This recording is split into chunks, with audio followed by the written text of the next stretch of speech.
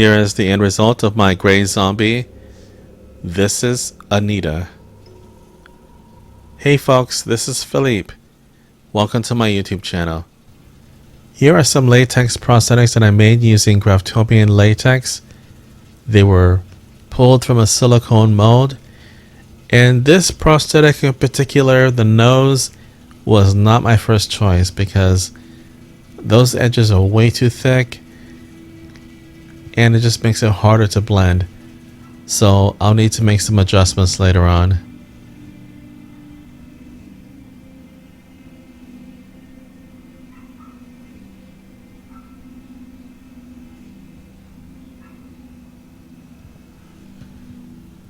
Right now what I'm doing is I'm applying some prosthetic. So when you apply prosthetic like this, you want to do a nice thin layer. You don't want to go too thick. If you go too thick, you're just wasting prosthetic. And I'm guilty of doing that as well. Okay, so when you do this part, pay attention. So right now what I'm doing is I'm getting the blow dryer so I can make that area tacky, nice and sticky.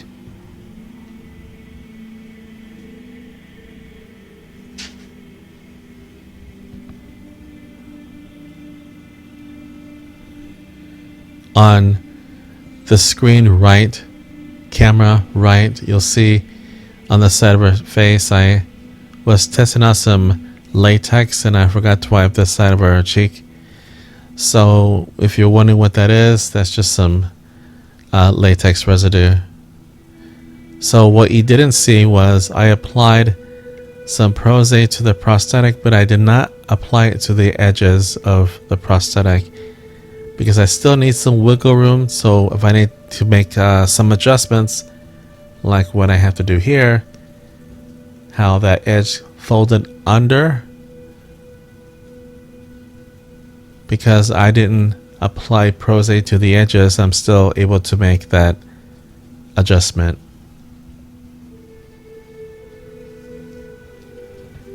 And right here I'm just applying some prosthetic.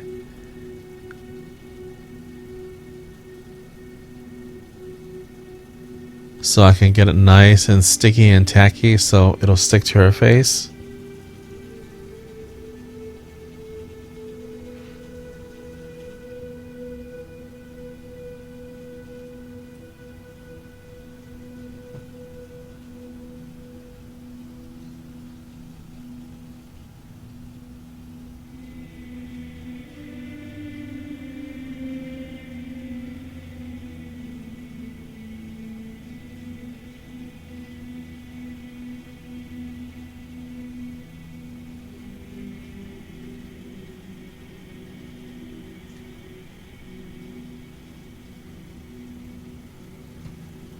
Right here, all I'm doing is getting a very little prosthetic and applying it to the edges to help blend it.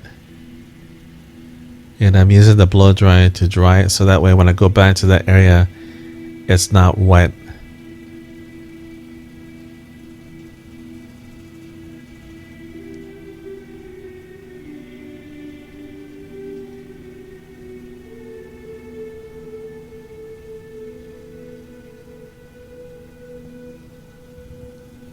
So here, what I did was I applied some setting powder to the tip of my finger so that way when I press down on the prosthetic doesn't stick to my fingers.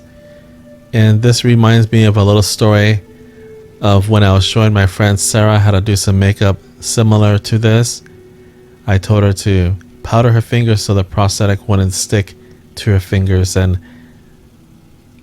the talent that we were working on heard me say powdered fingers, and since then Sarah has been given the name Powdered Fingers.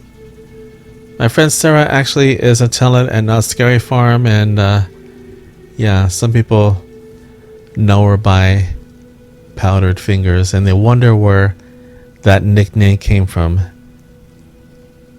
Now you know. Shout out to my friend Sarah.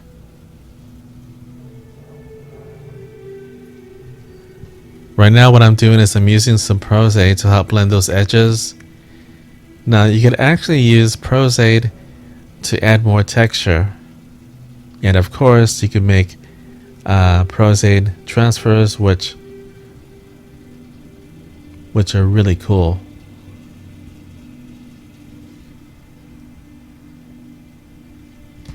But yeah, you could use prosthetic to add more texture. You don't need to blend it down smoothly. You can add more texture. You could stretch that prosthetic out.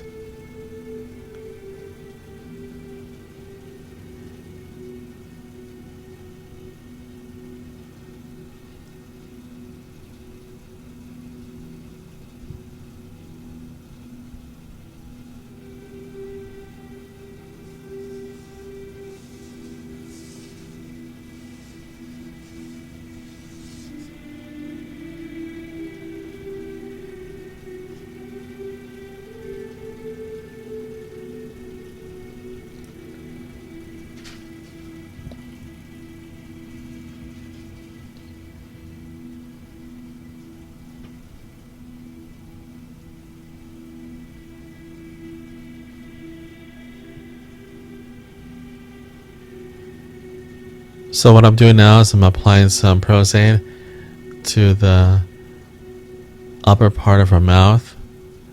Again, I want to use a nice thin layer.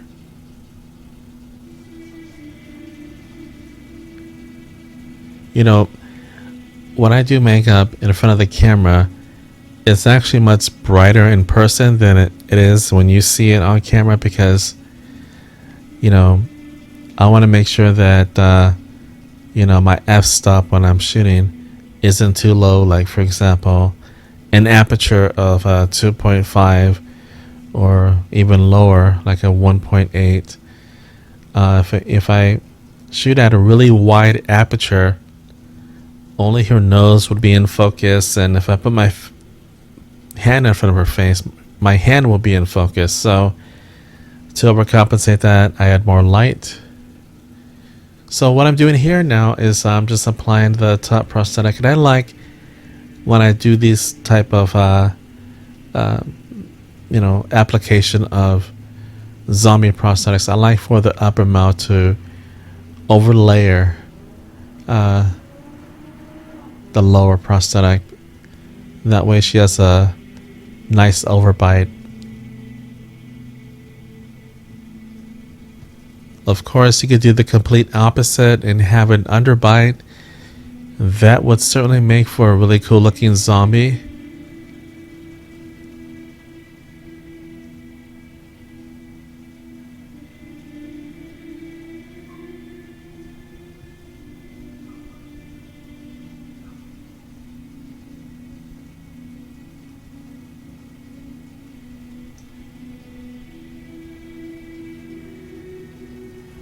Right now I'm looking at the camera right of the prosthetic, and I think that flashing is a little bit too big. I may need to make some adjustments. So I do that right here. I just tear that piece off. So that's why it's important to have thin edges, because if that was a thick edge, I would be pulling the prosthetic off at that point. So sometimes I'll have, when I apply latex, sometimes I'll try to get like when I apply latex to the silicone mold, what I'll do is I'll deliberately make that the edges look kind of blotchy, almost so it would have like a lace edge. So that way if I need to just trim it, I don't need to go in with the scissors. I could just pull it. And I can make some simple adjustments that way. Plus it wraps around the face much better.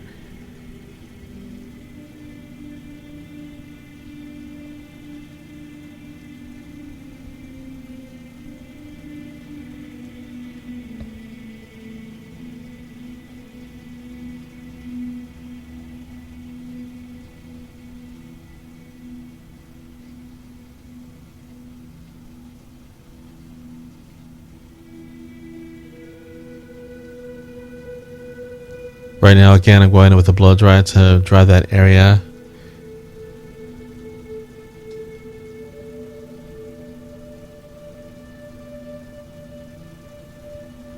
So right now we're going to work on the nose.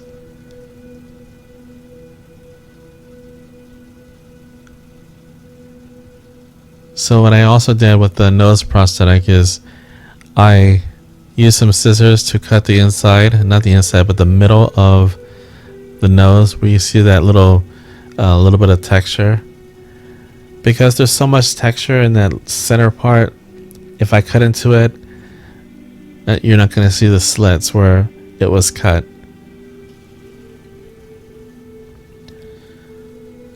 So I'll have to make some adjustments on the side, which you can't see from the camera.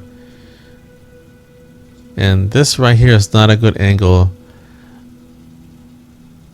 to tell you that I was not as close to her eye as you see there.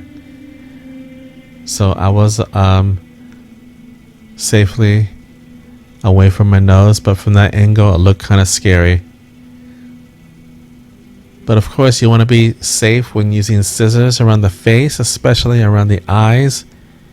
I recommend, if you're nervous, get some scissors with a round tip.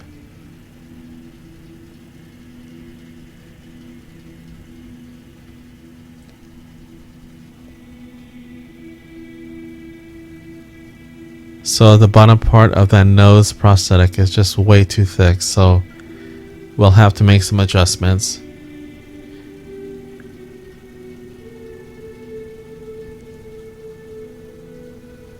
So I wanted to use that nose prosthetic because I didn't want it to go to waste.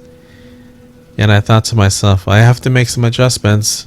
I'll do it on camera, because what if you're in a situation like that, if you need to blend a prosthetic such as this.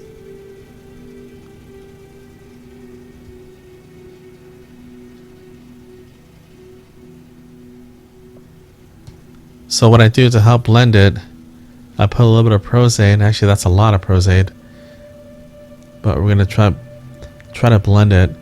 And I guess you could get a cotton ball, but well, that's just way too much. All I do here is just I pull some cotton from just the tip of a cotton swab, because that's all I really need. You know, if I pull from a cotton ball, it's gonna be really long if it's stretching, and I have to trim it. This is simple. Just use a cotton swab, pull a little bit of cotton. I apply it over the Prozaid, and I add more Prozaid to help blend those thick edges.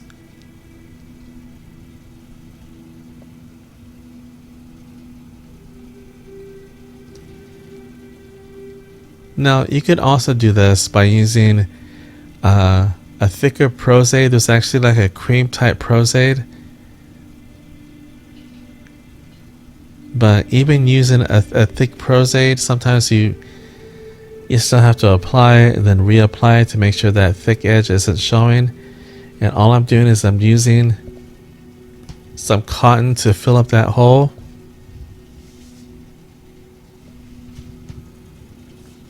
And I help blend it in with some Prozaid. So I think that thick edge looks much better now. So this is what you have to do to, when you have to make adjustments, you have to be on your toes and be ready.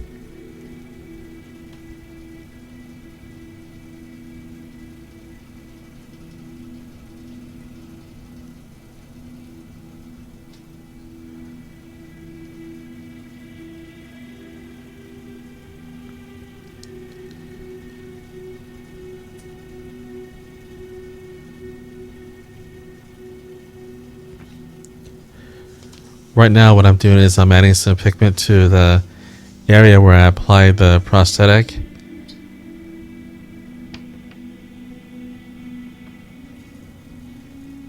So what I'm doing is I'm using, now you have a choice of different colors, and this is your choice. You could use a salmon color, you could use an orange color, you could use a red color. And the way I'm doing it is I'm kind of just blinding it. I'm kind of dry blotting. It's not like drippy wet. I want to apply very little. Now, even though this is a clear prosthetic, it doesn't have any underlining pigment. Okay. Now, underlying pigment is what you find in natural skin. You have broken capillaries, you have blood vessels, you have little things. And, you want to overcompensate. Okay, because if I just paint over, it's going to leave that area a shade lighter. And you'll have to make some adjustments. And if you're wondering what color I used Graftobian FX Air alcohol palette. I used a injury palette, and the color that I used was deep golden. And right here what I'm doing is I'm using FX Air Airbrush Makeup by Graftobian. The color that I'm using is Alabaster.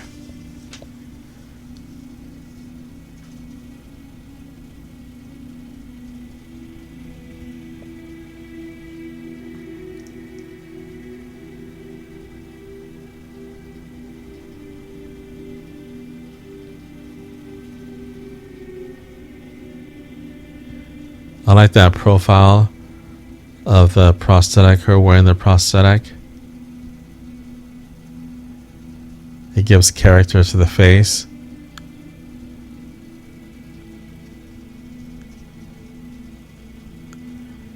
You may hear some dogs barking in the background, so just letting you know. I don't mind animals making noises. In fact, if I heard someone outside screaming, it would just add to this video because we're doing a zombie.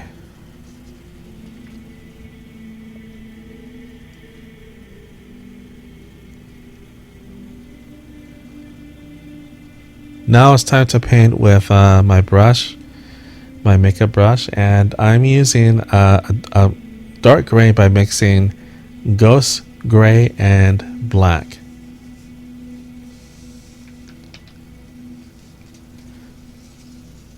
So my lines here are kind of erratic, and that's fine because, I'm going to soften them up with my eyeshadow brush.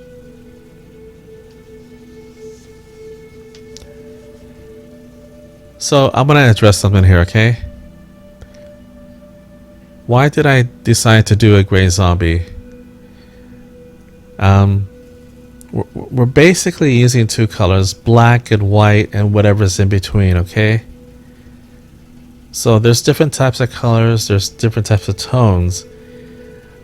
There's warm tones, which are yellow, orange, red. There's cool tones like blue, some purple, okay? And then there's some colors that are in between, okay? There's neutral tones. But when you work with black and white, you have to understand that it's important to have different type of levels of that color, not just black and white. You want different levels of gray. You want it to be light, darker, so you want different levels, okay? Now what this does, it adds more dimension to the makeup, okay? It doesn't make it look flat. If I just went in with a white face and black makeup, and don't get me wrong, that could also look cool, but we are not doing that. I'm trying to explain to you is not with just using different colors. It's about using just basically two colors and using whatever's in between, different levels, okay? So we're trying to add more dimension, and we're trying to keep it from looking flat and cartoonish, okay?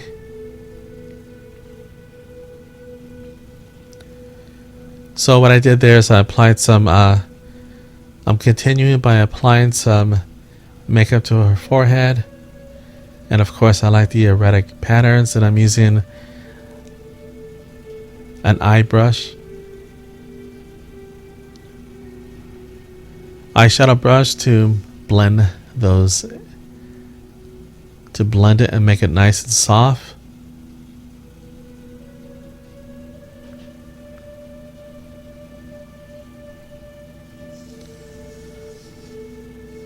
Now, when I was doing this, it just was coming out a little bit too dark.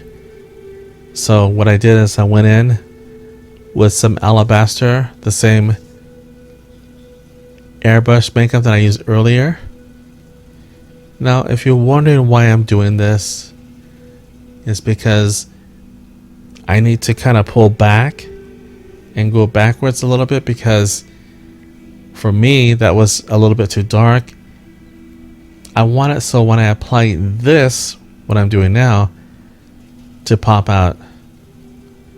Now that darker area that I did previously was a little bit too dark, so when I apply this black color, there's not that much of a contrast. So what we want is a contrast in levels, contrast in having light, dark, you know, we want different levels.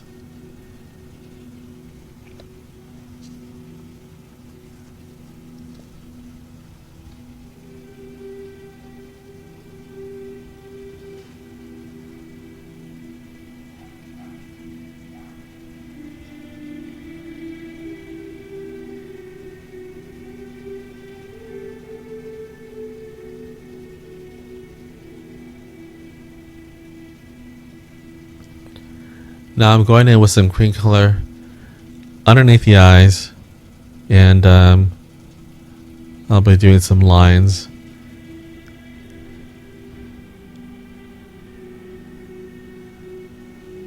So I want to let you know something, folks. Okay, if you do makeup with a cream color, like I'm doing here, and I'm just blending it, you got to be careful, because if you don't powder that area underneath the eye, it's just going to fade. Okay? Okay, so I did hear some noises in the background. I'm not quite sure if you heard that. And I'll reiterate, if you notice, I'm adding this black. And notice how it's popping. I want it so when I add a dark color that it stands out, that it doesn't completely blend with what I did previously. I want to make things pop. And if you notice, when I apply the dark color, that I don't go completely around the eye. I just want certain areas to look like it's sunken in her eye socket.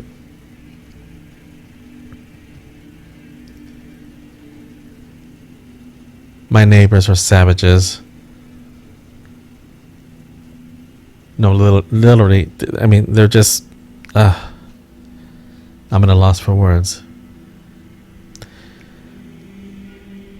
So notice how, even though, you know, we're using grays, and I went in with the black, it pops out a little bit. It's not like a two-tone zombie, even though we're essentially using two colors, black and white.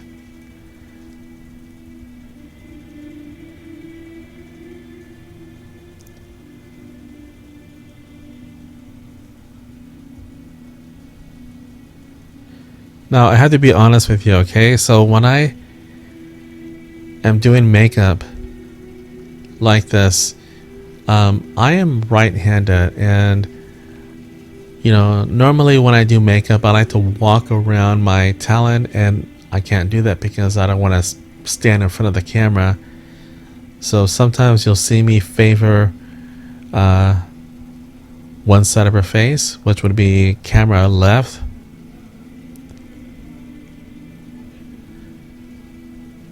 And right now I'm just trying to emphasize the bone structure, and I use the same erratic pattern, and I just soften it up. Now notice when I do stuff like this, I'm not just covering the whole area.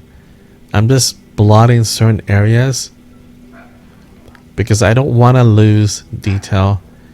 And right here I'm using a flat brush because I know I'm using a flat brush. I know if I just go straight in and just paint it on, that I'll leave a flat brush type mark. So I turn my brush around to create that erratic pattern, so that way it's not, you know, too smooth. I want some texture. And I go in with my eyeshadow brush to help soften it up.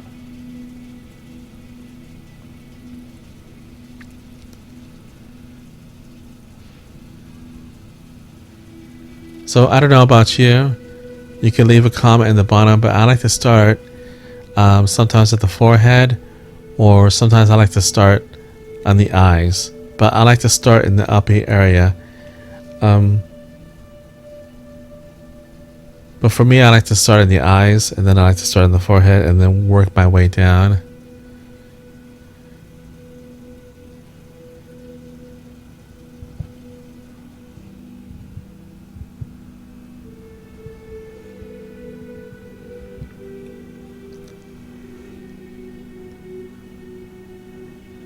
Sometimes I use my fingers to help soften up.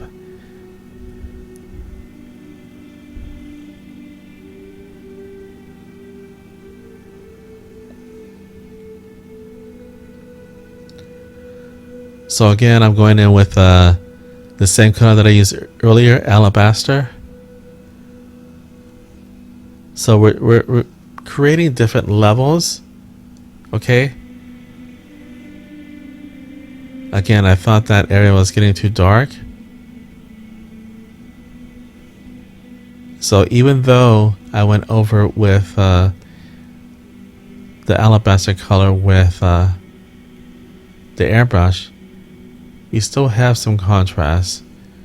And we're going to continue to add more depth and contrast to make the zombie pop.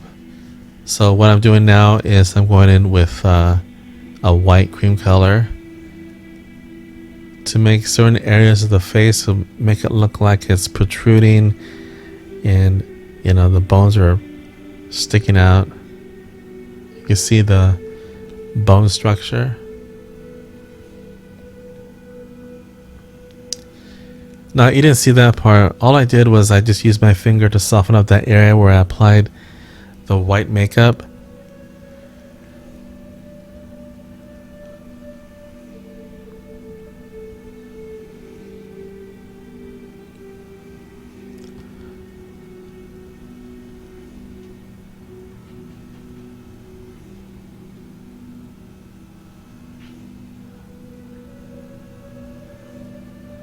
So right there I'm just going in with some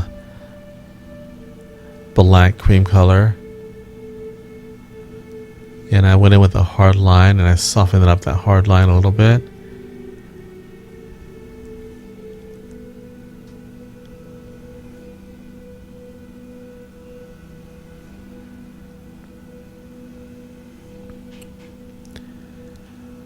Now when I do research on zombies, I like to do research on people who have character in their face.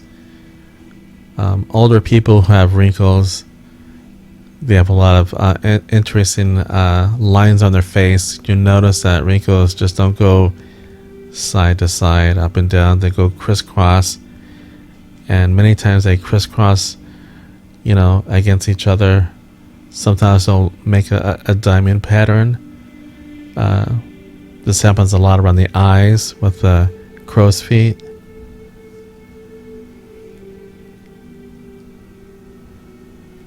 And what I'm doing here is I'm adding some white to add a little bit more contrast. And my neighbors in the background are talking too loud. I wish they would shut the hell up. And I'm softening it up with eyeshadow brush.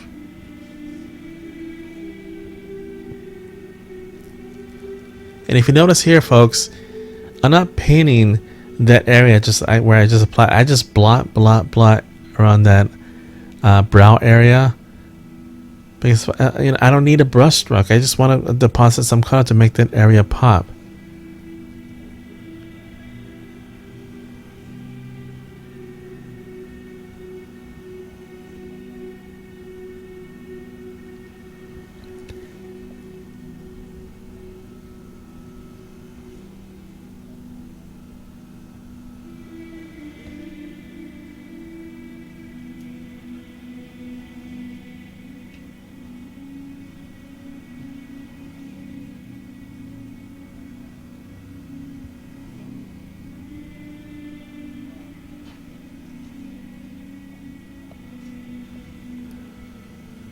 So I'm going in with black again.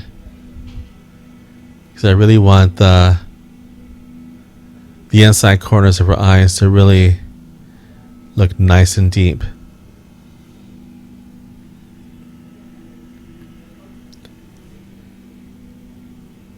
Now, I said earlier, you got to be careful when you apply cream color underneath the eye. If you do what I'm doing here, is you want to make sure that you powder it after you apply some cream color. Even if you soften it up like what I just did there, you can see it's more softened, and I'll probably highlight it as well. But if you don't powder that area, the eye area, people don't realize, has a lot of activity where the eye is always moving. Now, that area underneath the eye is not, moving back and forth or side to side. What it's doing is just it's the muscles underneath are moving. Okay, and if I don't powder that area, it's just gonna fade away.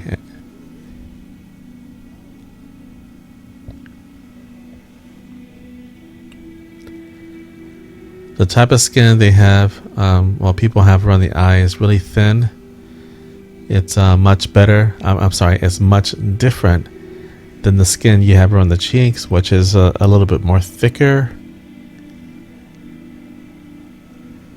And of course, the skin on the forehead is much tighter. And sometimes the skin underneath the chin is kind of loose a little bit.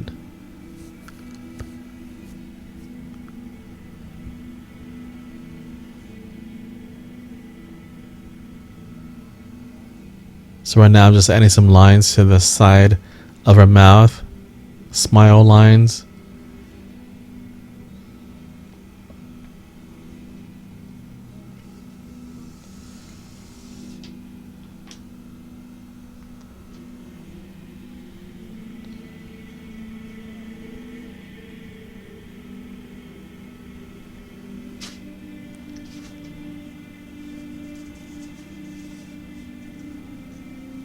So when I show you this type of makeup, just understand this is just a way to do makeup.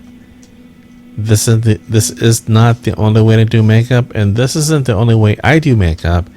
Even though you may see some similarities when I do makeup, it's not the only way I do makeup. This is just a way. So if you want to know how to do this, just practice exactly what I'm doing, okay?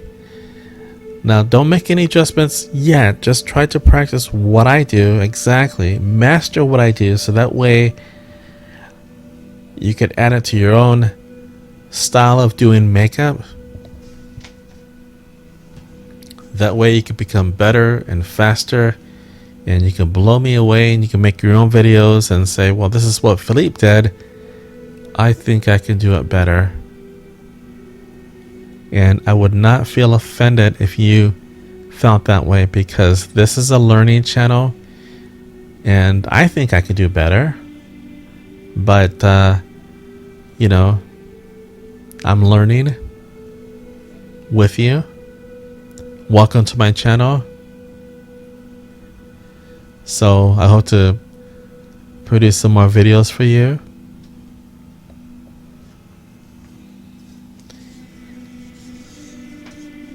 So again, I go in with some fine lines, and this area is still around the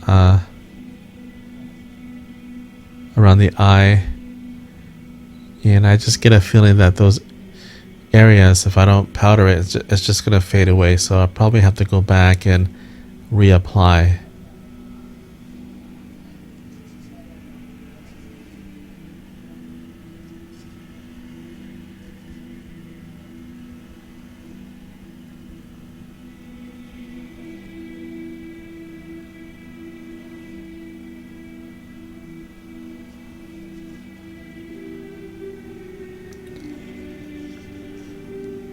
So right now I'm going in with alcohol palette. I'm going in with an alcohol palette. The way I said that sounded like I drank some alcohol. Okay, so when you use the alcohol palettes, I like to water down an area where I don't want it to be really thick and really strong in color. So what I do is I spray some a lot of alcohol, so I get a little bit of a puddle, and I grab into that puddle, and I don't want to go too dark because I want to do this in layers as well, because if I just go in with a dark red, I'm going to cover up a lot of detail, and I don't want that.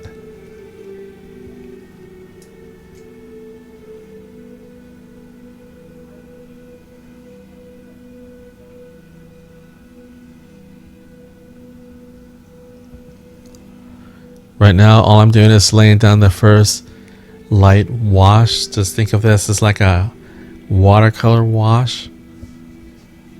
I am not too concerned about detail here.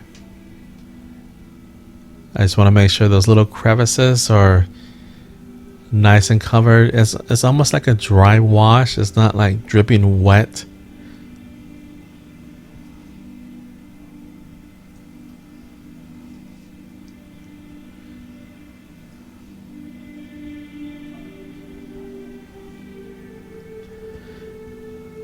My model Anita hears a song that she likes, and she is enjoying the music. So check out what I did there, folks. I wet my makeup brush to reactivate some of the areas where I applied the red, and I used that to color and reactivate that red color to help color the teeth. Now, why don't I just color the teeth directly? Well, if I do that, it'll look like the teeth are painted over. What I found out by doing this type of makeup is if you overpaint the teeth, they just look fake and like plastic, okay? Now, if you could paint the teeth and make it look really cool, that's awesome, okay?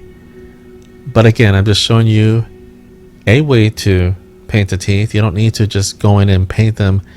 You could use some of the existing color that you have around the gum area, around the red area. Reactivate your that area by using alcohol on your brush and stretching some of that paint. I like that nice yellow that we got underneath her, on her bottom area of her teeth. Right now I'm going in with some red, and it's a little bit darker. Actually, it's the same color basically, but right now it's not watered down.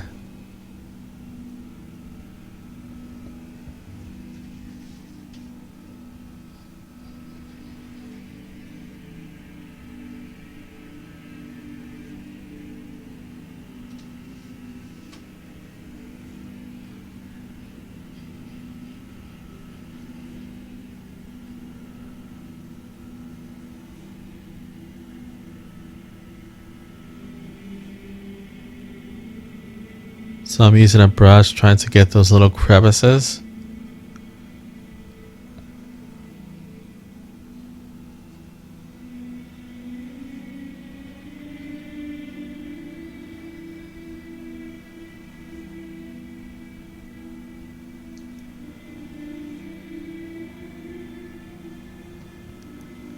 So when I do this type of makeup, sometimes I'll focus and concentrate on one area. Now I'm going to try to keep this moving by doing a little bit of makeup on the nose. Of course, I'm here back working on the mouth.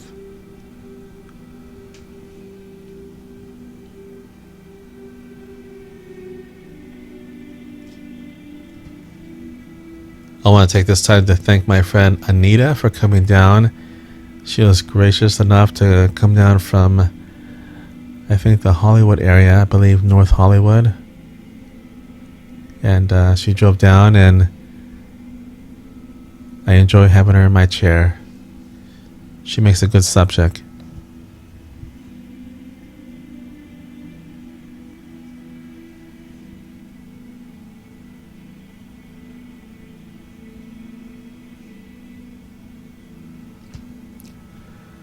So what I did there is I used the black alcohol activated paint by Graftobian, and I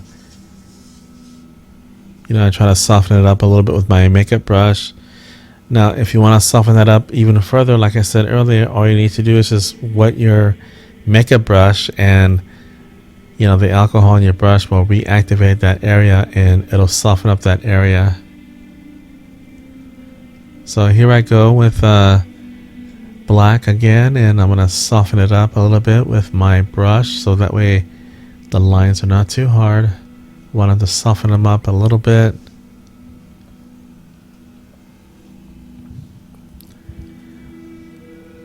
So right now we're beginning to see different levels of color like I mentioned earlier.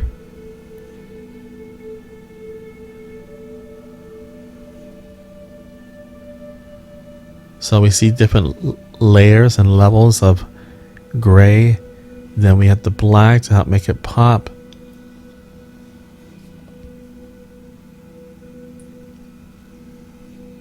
This helps a lot, especially when you start using other colors, mixing different colors. So if you could do this just using two colors, black and white, when you start adding different colors, it's just you'll see different things. It'll help you even better, because right here what I'm doing is I'm kind of restricting what colors I use. I'm just going to stick to, these particular colors. I'm not saying there's a level of difficulty. The one thing I'm addressing is, I have to make sure that there's different levels of gray.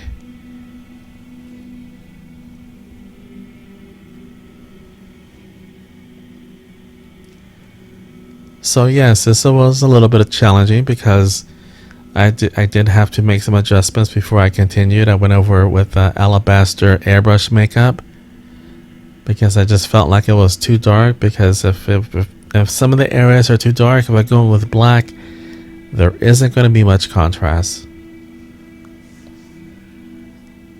So notice when I just applied the alcohol paint, I blot it with my fingers to soften up that area. The same thing goes with white.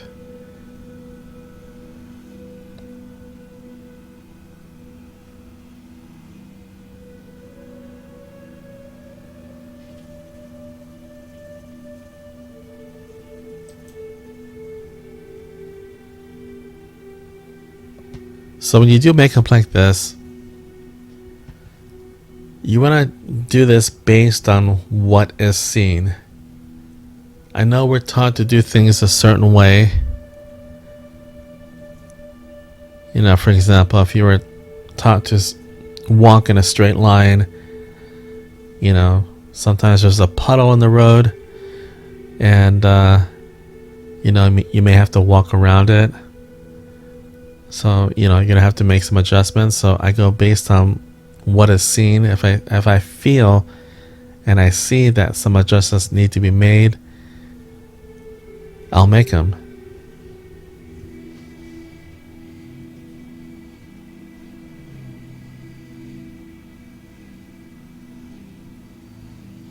So here I'm just blotting some white.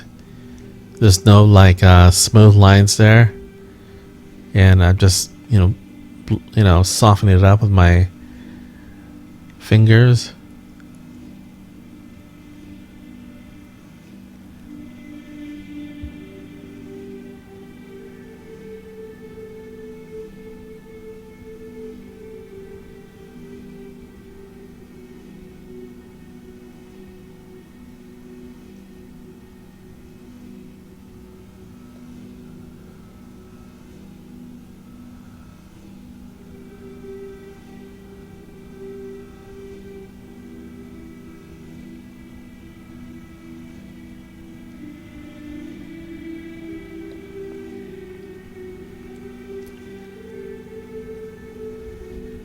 So I'm going in with alcohol palette white color, and I just felt like that area underneath the eye, because I didn't powder it with the cream color, it just faded away. Now you want to be careful when you work underneath the eye or around the eye using alcohol palette makeup, because alcohol can be irritating, and we are using 99% alcohol to activate the alcohol palettes, and 99% alcohol is pretty strong. So you want to make sure that you don't have so much alcohol that it's dripping. It's just gonna, you don't want to irritate the eye. And plus, if you get too close to the eye, it'll sting the eye. So just be extra careful around the eye. Safety is #1 priority. Now, there's a guy on YouTube who says that. If you know who says that, leave that comment below.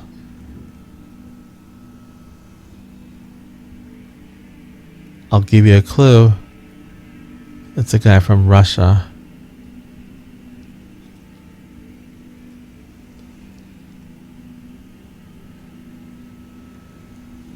Now, one of the things I didn't address is when I tried to make it look like her eye sockets are sunken in, some people will start to draw that line above her eye a little bit too high towards the eyebrow. For me, I like to start right where the eye socket is, because essentially that's where her socket is, because if you draw it too high, it's just gonna look like her eyes are more bright. I want to kind of create that sunken in look, that droopy eye look,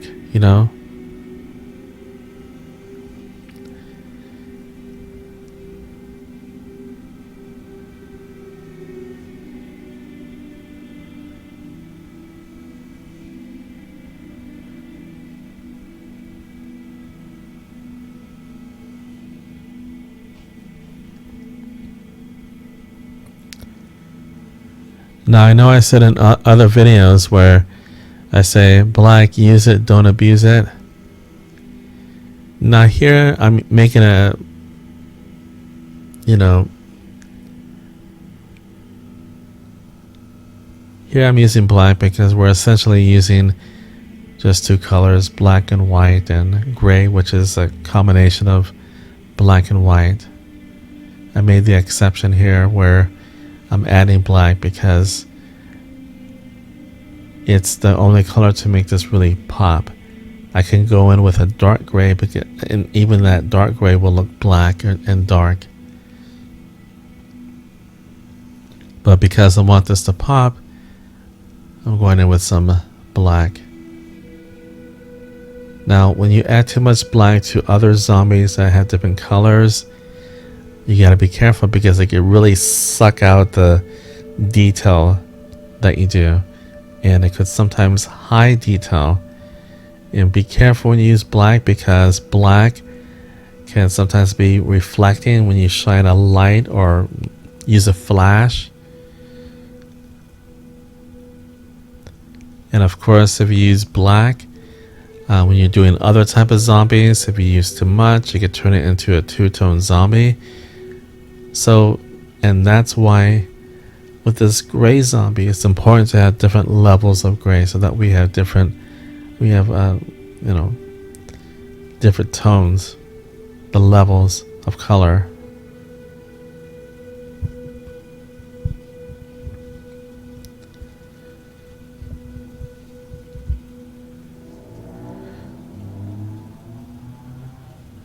I don't know if you can hear that car going by. There's a lot of people racing and just, they have these mufflers on their cars that make that car sound like shit. They sound like they're going 100 miles an hour. They're barely going 5. It's like, whatever.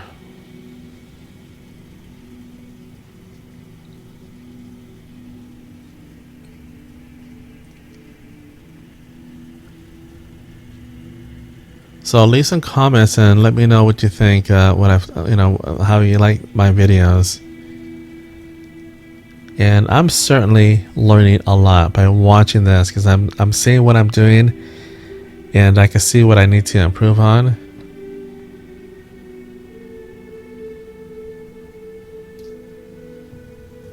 If you're wondering, I am self-taught. I taught myself how to do makeup.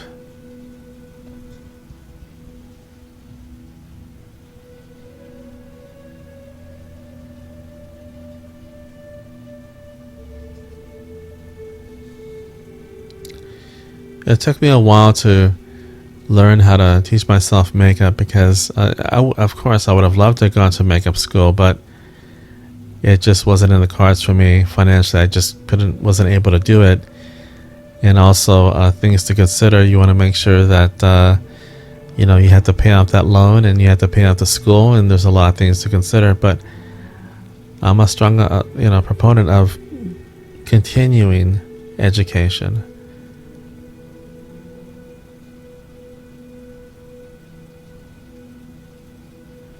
So when I do those lines, if I use a fine tip brush, what I'll do is I press down to make the line thicker. Then I'll just pull the brush back and have the tip dance on the face a little bit, and that's how I get those erratic lines. And then I'll soften it up with either my brush or my fingertip. So what I'm trying to do is I'm trying to add some hard lines to an area that is soft.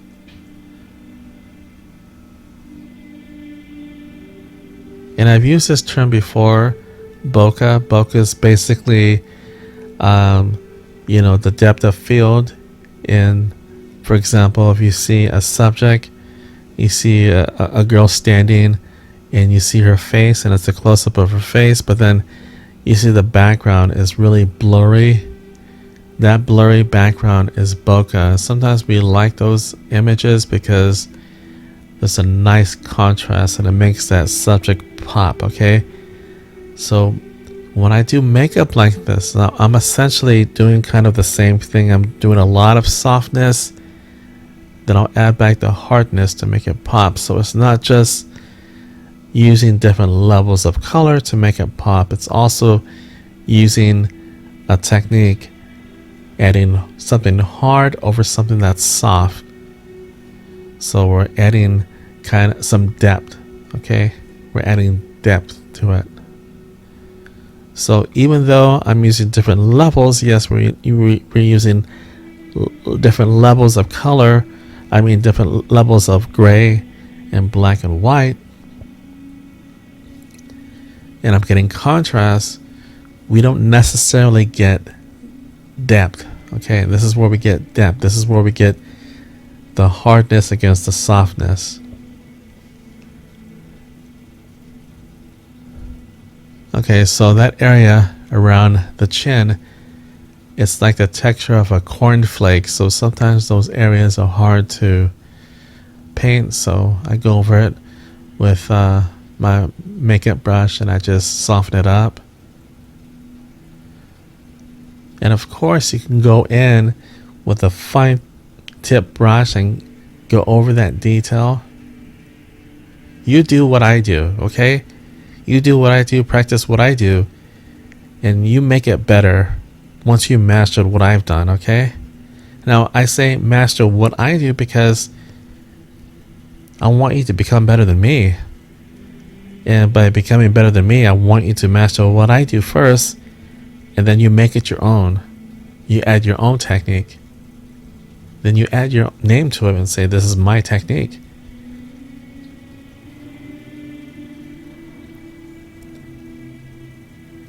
I want you to also learn from my mistakes. Everyone makes mistakes. In Hollywood, there's a lot of mistakes.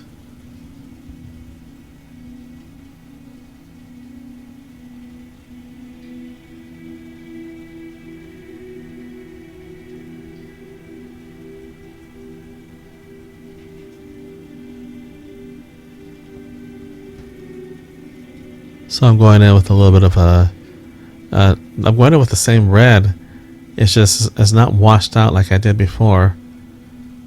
It's a little bit more concentrated.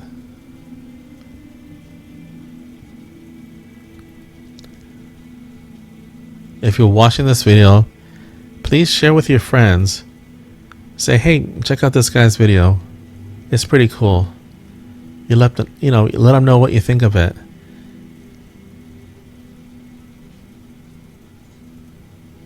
Now, when you see a video like this, you don't have to do what I do exactly. I say that because some people say, I'm going to do makeup like that. If you want to do makeup like this, then follow what I do. But what you can do is you can say, well, I like how you did these lines. I'm going to take that and only use that part. Go ahead. Do that. If you like the technique, the way I paint the zombie, maybe you don't want to use a prosthetic. You don't need to. You could just paint the zombie, which I'll be doing in another video where I just hand paint a zombie and not use a prosthetic. So you pick and choose what you like. And I hope you picked up something that you would add to your learning experience and remember and say, I remember Philippe did this and I'm going to try it.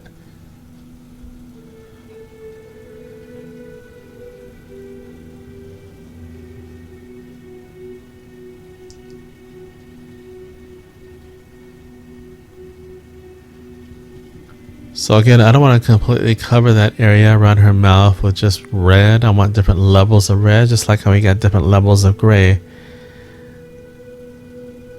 Now I know what you're thinking. You're probably thinking, well, no, I don't have 50 shades of gray on her face. I don't. I do think Dakota Johnson is gorgeous. I think she's pretty. I think she has a lovely face, a lovely smile. So what I'm doing is I'm going in with a deeper red. And a color that we need to remember to use is like a pinkish red. Most often when we use red, some people, not for me, I try to add different levels. Some people will just go in with like the deep dark red and they'll just cover up the whole area and you're just gonna lose detail. Now, even when I apply blood on the face, I like to try to alter it a little bit so it's not so dark. Of course, if you have an aging zombie or character, the blood will look darker. But if it's fresh, like I'm trying to do here, which is kind of, I don't know if it goes with this because I guess this is a aging zombie, so the blood should be dark. But I don't like for it to be too dark. And that brings me to the point where, for my personal preference, I don't like dark red blood. Okay. I remember when I was at the movies, I saw a movie called, it was about Bruce Lee, Dragon. I forget the title, the Bruce Lee movie or story. And they had an actor, I believe his name was Jason Scott Lee, and he played Bruce Lee. It was a decent film, I believe they left out a lot of parts about Bruce Lee. But I remember seeing him fight his opponent, okay? And when his opponent started to bleed, the blood area that was coming from his mouth was so dark that, I was like, am I seeing, are you seeing what I'm seeing? It's like that blood looks way too dark, at least for my taste, okay? Now the kid next to me is watching the movie, and he had to be in like about, 10 years old, turns to his dad and says, Dad, why is he bleeding black from the mouth? And this is just a kid. He's not a special effects expert, and I'm sure he knows what blood looks like. And even for a kid, it didn't look real. Okay? And this is supposed to be fresh blood. Fresh blood kind of has it's a bright red. It's a bright red. It's almost creamy looking. Okay? If you want to see what fresh blood looks like, coming from the mouth or nose, watch the UFC. Okay, you can see blood. Okay, there's a fighter. There's a picture on. If you Google it, you'll see a fighter named Diego Sanchez, and there's pictures of him with his face all bloody, and it doesn't look dark. It's pretty scary and kind of gruesome looking, but the blood is fresh and it's bright. But I see a lot of people in film, they'll just get the basic blood and they'll just pour it in the floor. It says, well, this is blood, so I'll just pour it in the floor. They'll just use it because it's a company makes it. Don't say, well, because the bottle says blood, say, think, well, that's what it is, so I'm going to use it. No, pay attention to what you're doing. Pay attention to how it looks on film, okay? If it looks fake to you or a little bit off, then it's going to look off and fake to the person that's watching it, okay?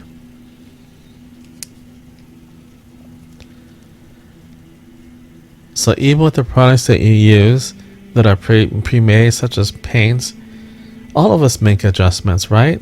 With the cream colors, all of us make adjustments with the alcohol palettes. Everyone makes adjustments. That's what it's about, okay? We're not trying to get... you're not going to get a custom fit in an off-the-rack world, okay? You have to make adjustments. So right here, I'm just nitpicking.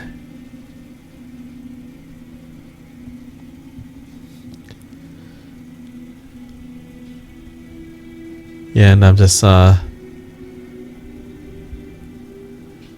going through the face.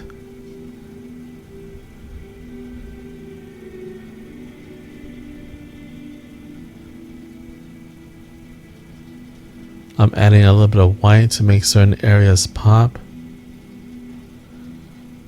Notice I'm not just brushing it, I'm just blotting it and, try to add some texture.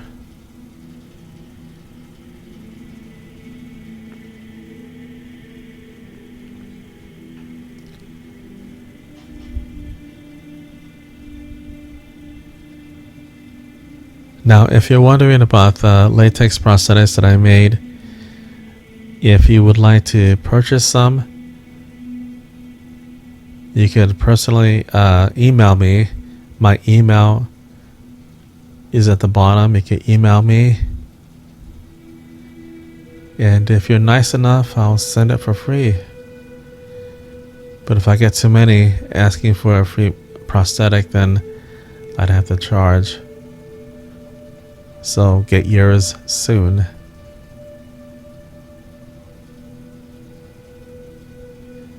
So here we are, we're teasing the hair. And I like the color of her hair, but we're going to add some white to it. And what I like about this is that if you notice, she kind of reminds me of Eddie from Iron Maiden, with her hair all up and the type of zombie that she is.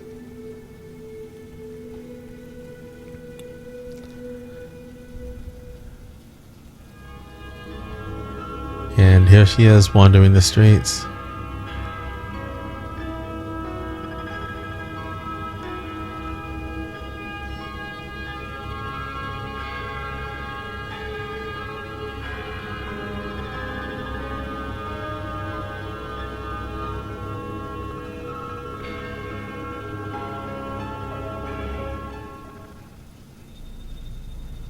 I want to thank you very much for watching.